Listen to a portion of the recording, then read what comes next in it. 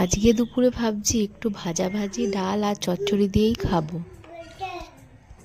তাই সমস্ত সবজিগুলো কেটে রেখেছি। আর ওদিকে মিক্সিং বলে ডাল, কাঁচা লঙ্কা, ধনেপাতা, একটু রসুন দিয়ে ডালের বড়া তৈরির জন্য একটা পেস্ট তৈরি করে নিলাম। আজকে চচ্চড়ি করব মেথি শাক, তাই আলু কুমড়োগুলো কেটে নিলাম একটা একটা করে। তেলে ফোড়ন দিয়ে আলু কুমড়োগুলো ভাজতে লাগলাম, আর একদিকে ডালের বড়াগুলো তৈরি করে নিচ্ছি। আমি যে কোনো শাকে ডালের বড়া দিতে খুব পছন্দ করি, খুব ভালো লাগে সেই রেসিপিটা।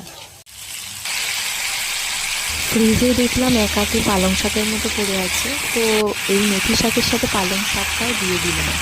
খেতে কিন্তু বেশ মজাদার হয়েছিল। পালং মেথি শাকের চচ্চড়িটা হয়ে গেছে, আর একদিকে ডালটাও ফুটে উঠেছে।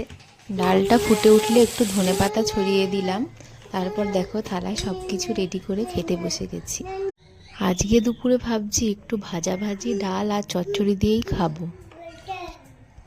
তাই সমস্ত সবজিগুলো কেটে রেখেছি।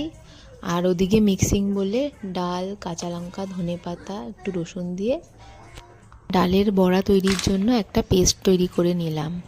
আজকে চচ্চড়ি করব মেথি শাক, তাই আলু কুমড়োগুলো কেটে নিলাম একটা একটা করে। তেলে ফোড়ন দিয়ে আলু কুমড়োগুলো ভাজতে লাগলাম, আর একদিকে ডালের বড়াগুলো তৈরি করে নিচ্ছি। আমি যে কোনো শাকে ডালের বড়া দিতে খুব পছন্দ করি, খুব ভালো লাগে সেই রেসিপিটা। ফ্রিজে দেখলাম এক আঁটি পালং শাকের মতো পড়ে আছে, তো এই মেথি শাকের সাথে পালং শাকটাও দিয়ে দিলাম। খেতে কিন্তু বেশ মজাদার হয়েছিল।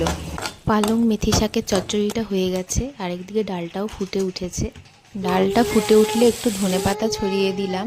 তারপর দেখো থালায় সব কিছু রেডি করে খেতে বসে গেছি।